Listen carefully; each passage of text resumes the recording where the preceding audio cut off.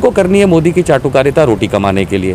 कंगना रनावत को देश को गाली देनी है, देश की फौज को, देश की पुलिस को गरियाना है अपनी रोटी कमाने के लिए। तो ऐसे देश विरोधी लोग, चाहे वो मीडिया में बैठे हों या फिल्म इंडस्ट्री के अंदर हों, इनको तो पाकिस्तान ऑक्यूपाइड कश्मीर भेज देना चाहिए। इन्हें मुजफ्फराबाद की एक बार चाय पिलानी चाहिए, तब इन्हें मालूम चलेगा कि देश प्रेम क्या होता है। कंगना रनावत देशद्रोही है, टेररिस्ट है, आतंकवादी है, नालायक है और हद मान करके चलिए कि भारत विरोध में बात करने वाली वो महिला है जिसको महिला कह करके उसको वो इज्जत देने का अधिकार उसने भुलवा दिया है।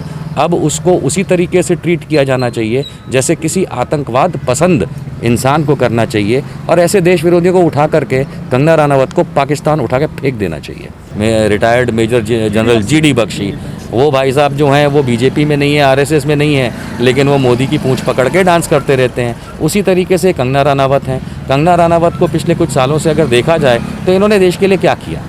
इन्होंने देश के लिए देश वालों को गालियां दी, इन्होंने देशवासियों को जो भाजपा या RSS की आइडियोलॉजी को नहीं मानते उनको गरियाई। ये हैं कौन? इस तरीके से अदनान सामी को हमने हिंदुस्तानी बना लिया। इसको मैं रिक्वेस्ट करता हूँ इमरान खान से कि भिजवाएंगे तो रख लोगे ना, इसको रख लेना, इसको यहाँ दोबारा मत भेजना, साथ में मोदी फ्री।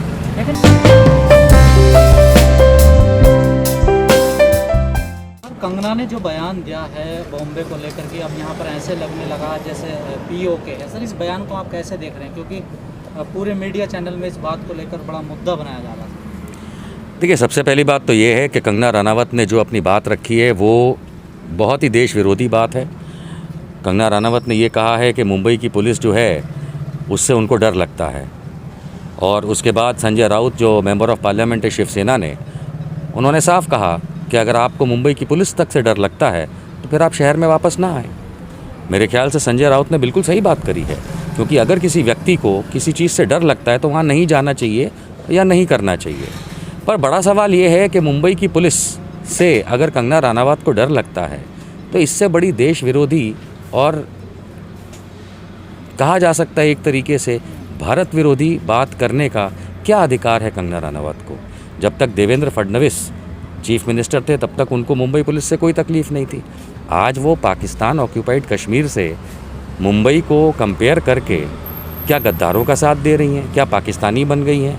क्या मोदी की चाटुकारिता में इतने हद तक वो गिर गई हैं कि क्या उनका कोई ISI से संबंध है जो उन्हें बड़ा पता है POK के बारे में? मैं समझता हूँ कि कंगना रनावत कहीं इलेक्शंस की तैयारी करने में लगी हैं, और इस बदौलत वो देश को गाली देने के लिए, देश के लोगों को गाली देने के लिए, यहाँ तक कि मुंबई पुलिस और कल शायद फ़ौज को भी गरियाने लगेंगी। तो ये नीचता की हद है, और मेरे ख्याल से कंगना रनावत का दिमाग ख़राब हो गया है। लेकिन सर, मीडिया तो गंभीरता से ले रहा है इस बयान को। कौन मीडिया? कौन सा मीडिया? गोदी मीडिया। अब जो मोदी की चाटुकारिता में मीडिया लगा हुआ है, जो चैनल्स मोदी की चाटुकारिता में लगे हुए हैं, वो मोदी के चाटुकारों को कवर नहीं करेंगे तो किसको करेंगे? आपको करेंगे भैया? नहीं करेंगे।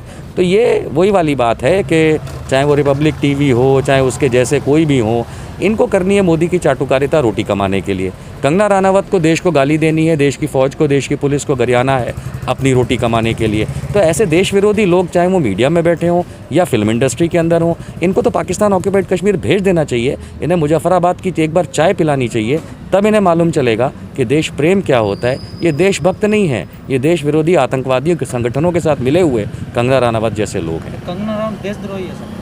कंगना रनावत देशद्रोही है, टेररिस्ट है, आतंकवादी है, नालायक है, और हद मान करके चलिए कि भारत विरोध में बात करने वाली वो महिला है जिसको महिला कह करके उसको वो इज्जत देने का अधिकार उसने भुलवा दिया है। अब उसको उसी तरीके से ट्रीट किया जाना चाहिए जैसे किसी आतंकवाद पसंद इंसान को करना चाहिए, और ऐसे देश विरोधियों को उठा करके कंगना रनावत को पाकिस्तान उठा के फेंक देना चाहिए। लेकिन सर, लोग कह रहे हैं कि BJP इनको मुद्दा बना रही है, क्योंकि बिहार में चुनाव है। सुशांत रिया को लेकर भी उन्होंने बयान दिया था पहले। जी बिल्कुल, ये हमेशा बयान देती आई हैं। मैंने जैसा आपको कहा, हिमाचल की रहने वाली हैं, आजकल घर पे हैं अपने, और मैं मान के चलता हूँ कि ये कहीं ना कहीं राजनीति से प्रेरित हैं।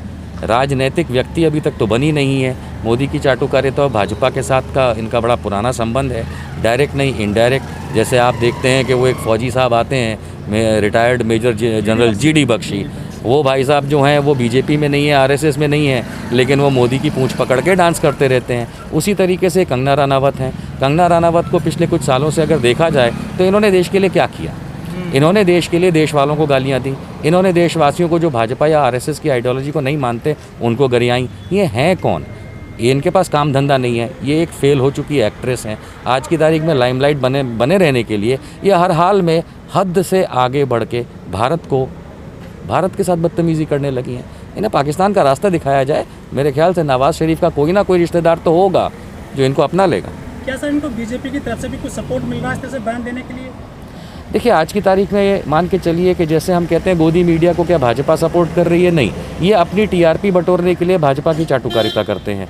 ये है गोदी मीडिया का राज कि वो उनको भाजपा पैसा नहीं देती, पर ये मोदी जो है, मोदी बिकाऊ है इस समय, मोदी बिकता है, तो मोदी को बेच रहे हैं गोदी मीडिया वाले। उसी तरीके से एक बिल्कुल निष्फल हो गई कंगना रनावत अपने एक्टिंग करियर से। उन्हें भी अपनी टीआरपी बढ़ाने के लिए मोदी का सहारा लेना पड़ रहा है, तो ये अपने आप को मोदी के सहारे मार्केट में रख रही है। क्या सर अपनी फिल्में जो है ये प्रदर्शित करने के लिए, हिट करने के लिए भी इनका हथकंडा हो सकता है किसी प्रकार का?